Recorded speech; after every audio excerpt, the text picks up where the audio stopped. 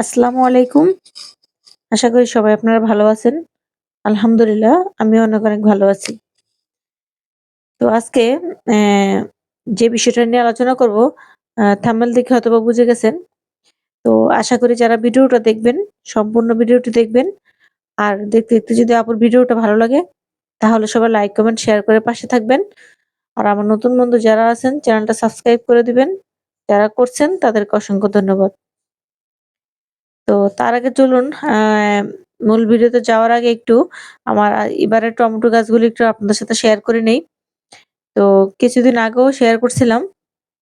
আর তার ফাঁকে একটু দেখে নেই। মাশাআল্লাহ সরিষা গাছগুলো দেখেন কি পরিমাণে মানে সরিষা আসছে। সামান্য কয়টা গাছ আর কত পরিমাণে সরিষা মাশাআল্লাহ। আর সরিষা দেখা যায় যে খুব পুষ্ট হয়ে গেছে। ইনশাআল্লাহ আশা করি এখান থেকে কিন্তু মোটামুটি অনেকটাই সরিষা পাওয়া যাবে। আর আমি কিন্তু এই সরিষা গাছটা লাগাইছিলাম জাস্ট একটু ফুল দেখার জন্য। তো মাশাআল্লাহ দেখা যায় যে অনেকগুলি সরিষা হয়ে গেছে। তো যাই হোক, আমার টমেটো গাছগুলি কিছুদিন আগেও আপনাদের সাথে শেয়ার করছি।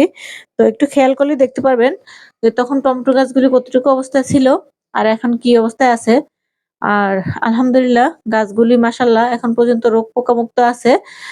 তো আর গাছের ফলন বৃদ্ধি করার জন্য কি কাজ করতে হবে সেটাও আজকে একটু শেয়ার করব। আর কি খাবার দিলে ফুল ফল গাছে বেশি আসবে। অ্যা ঘরোয়া যে খাবারগুলি আমরা দেই, রাসায়নিক না জৈব সার। তো সেটা দিয়ে কিভাবে ফলন বৃদ্ধি করা যায়, গাছকে বৃদ্ধি করা যায়। তো সেটাও আজকে একটু আলোচনা করব।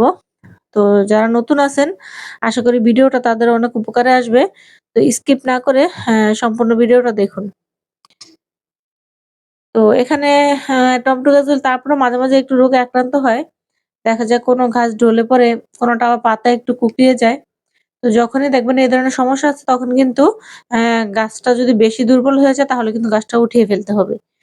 আর উম গাছের ফলন বৃদ্ধি করার জন্য আরেকটা টিপস হলো এরকমভাবে যখন টমেটো গাছগুলো একটু বড় হবে তখন এরকম ভাবে কিন্তু আগাগুলি কিন্তু একটু ভেঙে দিবেন। আগাগুলি যদি ভেঙে দেওয়া হয় তাহলে দেখা যাবে সাইড থেকে যে ব্রাঞ্চ গুলি আছে সেই নতুন, নতুন ব্রাঞ্চ গুলি কিন্তু খুব সুন্দর করে কিন্তু বের উঠবে।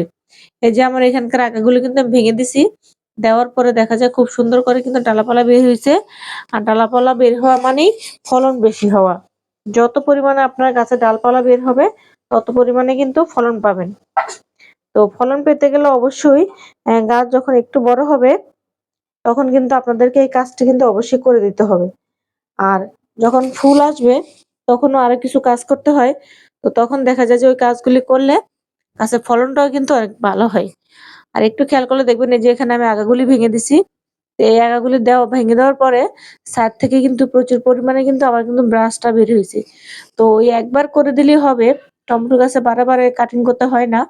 আর এখানে দেখেন যেমন নিচের দিকের পাতাগুলি আছে এরকম বড়, বড় পাতাগুলি আছে। সেই পাতাগুলি একটু কেটে ফেলে দিবেন।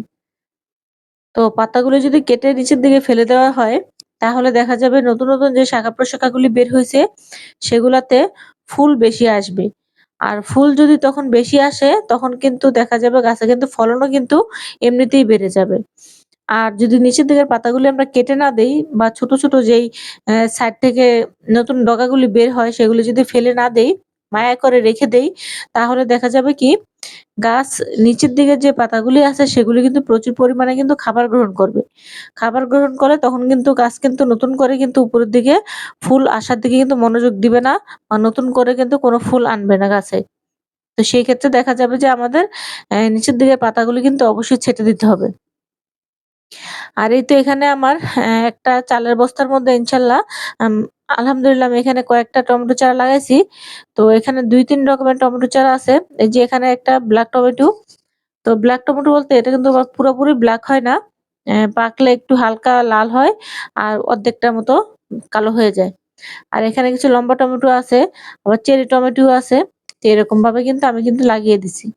তো মোটামুটি আলহামদুলিল্লাহ এবার টমেটো গাছ একটু পিছিয়ে গেছি। তারপরে আলহামদুলিল্লাহ গাছগুলো কিন্তু দ্রুতভাবে এখন বাড়তে শুরু করছে। আর বাড়তে শুরু করার কারণে কিন্তু আমার কিন্তু ফলনও ইনশাআল্লাহ আশা করি মোটামুটি এখান থেকে আমি পাবো। তো এই যে দেখেন এখন কিন্তু পাতাগুলো কিন্তু প্রচুর পরিমাণে ঘন হয়ে আছে। তো এখান থেকে নিচের দিক থেকে এরকম বড়, বড় যে পাতাগুলি আছে, সেই পাতাগুলি কিন্তু আপনারা কিন্তু অবশ্যই কেটে দিবেন। কেটে দেওয়ার পরে যে এরকম ছোট, ছোট যে ব্রাঞ্চগুলি থাকে সেগুলো কিন্তু ফেলে দিবেন। যদি ফেলে দেন তাহলে দেখবেন গাছ উপরের দিকে কিন্তু খুব সুন্দর করে বাড়তেছে। গাছের গ্রোথ ও ভালো থাকবে। তো আর দেখা যায় যে ফুলগুলো খুব ভালো আসবে। আর যখন এই ফুলগুলি আসবে তো তখন আমাদের ফুলগুলি কিন্তু অবশ্যই গাছে টিকিয়ে রাখতে হবে। সেই চেষ্টাটা করতে হবে। তো সেটা করার জন্য আমাদের ঘরোয়া যে খাবার আছে সেই খাবারগুলি কিন্তু আমাদের কিন্তু দিতে হবে। কারণ আমরা যেহেতু রাসায়নিক দিব না, তো সেক্ষেত্রে আমাদের জৈবভাবে কিন্তু এই কাজগুলি করতে হবে। আর যারা আমার নিয়মিত ভিডিও দেখেন, তারা তো জানেন আমি গাছে সবসময় রাসায়নিক ছাড়া অর্গানিক খাবার দেওয়াই পছন্দ করি। আর সবসময় কিন্তু আমি এটাই ব্যবহার করি। তো তাতে করে আলহামদুলিল্লাহ আমার গাছের চেহারা কিন্তু আলহামদুলিল্লাহ মোটামুটি কিন্তু আ আল্লাহর রহমতে অনেকটাই কিন্তু ভালো আছে। আর এই যে এখানে টমেটোর সাইজ গুলো দেখতে পারতেছেন, মোটামুটি আলহামদুলিল্লাহ জমির চাইতে কিন্তু কোনো অংশে কম না। তো সেই ক্ষেত্রে দেখা যায় খাবারটা কিন্তু আমাদের নিয়মিত কিন্তু দিতে হবে। আর সেই খাবারের মধ্যে যাতে অবশ্যই পটাশ জাতীয় খাবারটা থাকে, সেটা কিন্তু আমাদের দেখতে হবে। কারণ পটাশ যদি বেশি থাকে তাহলে গাছে কিন্তু আপনার ফুল থেকে যে ফুল আসতেও সাহায্য করবে। আর ফুল থেকে যে ফলগুলি হবে সেটাকেও কিন্তু টিকিয়ে রাখতে সাহায্য করবে। আর যদি এই খাবারটা আমরা না দেই তাহলে কিন্তু দেখা যাবে যে গাছের ফুলগুলো কিন্তু ঝরে যাবে। তো এই সময় কিন্তু পটাশ অবশ্যই কিন্তু গাছে দিতে হবে। আর আমি প্রত্যেক ভিডিওতেই খাবারের কথাটা কিন্তু উল্লেখ করি। তো পটাশ আমরা পাই আলুর খোসা থেকে কিন্তু প্রচুর পরিমাণে পটাশ পাওয়া যায়। তারপরে কলার খোসা থেকেও কিন্তু প্রচুর পরিমাণে পটাশ পাওয়া যায়। তো আমরা রান্নাঘর থেকে যে সবজিগুলি আমাদের বের হবে সেখানে কলার খোসা, আলুর খোসা বা অন্যান্য যে পেঁয়াজের খোসা বা যেহেতু এখন শীতকাল বিভিন্ন ধরনের সবজি আমরা কিন্তু আমাদের বাসায় কিন্তু প্রতিনিয়ত এনে থাকি। তো সেগুলি একসাথে ভিজিয়ে যদি সেই পানিটা যদি গাছের গোড়ায় সপ্তাহে অন্ততপক্ষে ২ বার করে দিতে পারি, তাহলে কিন্তু এই আলহামদুলিল্লাহ দেখবেন আপনাদের গাছের চেহারাই অন্যরকম থাকবে।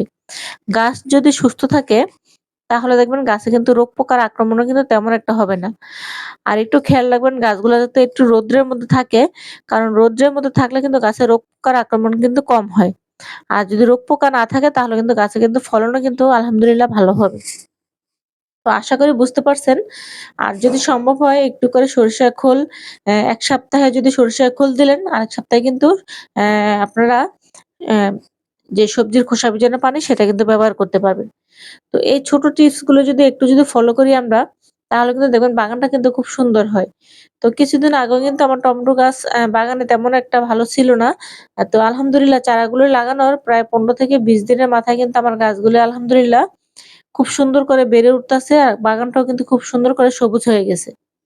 তো এই ট্রিক্স গুলা যদি একটু ফলো করেন তাহলে দেখবেন আপনাদের গাছেও কিন্তু ফলন বৃদ্ধি পাবেন। অ্যা বৃদ্ধি হবে বা আপনারাও কিন্তু খুব সুন্দর করে এখান থেকে ফলন পাবেন। ওই যে বললাম একটু সামান্য ধৈর্য আর একটু পরিশ্রম এতটুকু যদি আমরা যদি করি নিয়মিত যাদের গাছে এখন যেহেতু শীতকাল একবেলা পানি দেওয়ার প্রয়োজন হয়, একবেলা পানি দিবেন। গাছের গোড়া চেক করবেন, চেক করে তারপরে পানি দিবেন। পানি যদি টমেটো গাছে বেশি হয় তাহলে কিন্তু টমেটো গাছ কিন্তু মরে যায়। আবার অনেক সময় দেখা যায় গাছ কিন্তু দেখবেন যে ভালো গাছ ঢলে পড়তেছে। টমেটো গাছের আর লাউ গাছের এই সমস্যাগুলি কিন্তু হয়। তো গাছ যেহেতু লাগাইছি আমরা, সমস্যা তো হবেই। তো যখন দেখবেন যে গাছটা বেশি আক্রান্ত হয়ে গেছে সেই গাছটা উঠিয়ে যদি সম্ভব হয় নতুন করে আবার চারা লাগিয়ে দিবেন। তো তখন কিন্তু দেখবেন আপনাদের বাগানটা আর ফাঁকা যাবে না। আর আপনি কিন্তু ফলনটা কিন্তু একটার পর একটা কিন্তু পেয়ে যাবেন। তো আশা করি নতুন যারা আছেন তাদের ভিডিওটা একটু বুঝবেন বা বুঝলে কিন্তু একটু উপকারে আসবে। তো বেশি, বেশি করে শেয়ার করে দিবেন, লাইক করে দিবেন। আর আমি সবসময় আরেকটা কথা বলি যে আমি যদি অর্গানিক ভাবে যদি এগুলা যদি ব্যবহার করে যদি ইনশাআল্লাহ আলহামদুলিল্লাহ এরকম ফলন পাই আপনারা কেন পাবেন না? ইনশাআল্লাহ আপনারাও পাবেন। যদি একটু ধৈর্য ধরে যদি নিয়ম করে যদি কাজগুলি করতে পারেন। শুধু নিয়ম করে একটু দুবেলা করে খাবার দিবেন।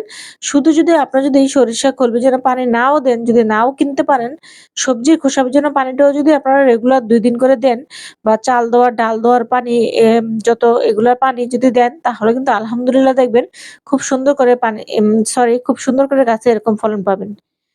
তো ভিডিওটা কেমন লাগলো জানাবেন। আর কারো কোনো কমেন্টস থাকলে কোনো কিছু জানা থাকলে আমাকে কমেন্টস করবেন। ইনশাআল্লাহ আমার যতটুকু জ্ঞান আছে বা যতটুকু আমি বুঝি ততটুকু আপনাদেরকে উত্তর দেওয়ার চেষ্টা করব। তো সবাই ভালো থাকবেন, সুস্থ থাকবেন। আর বেশি করে গাছ লাগাবেন। আল্লাহ হাফেজ।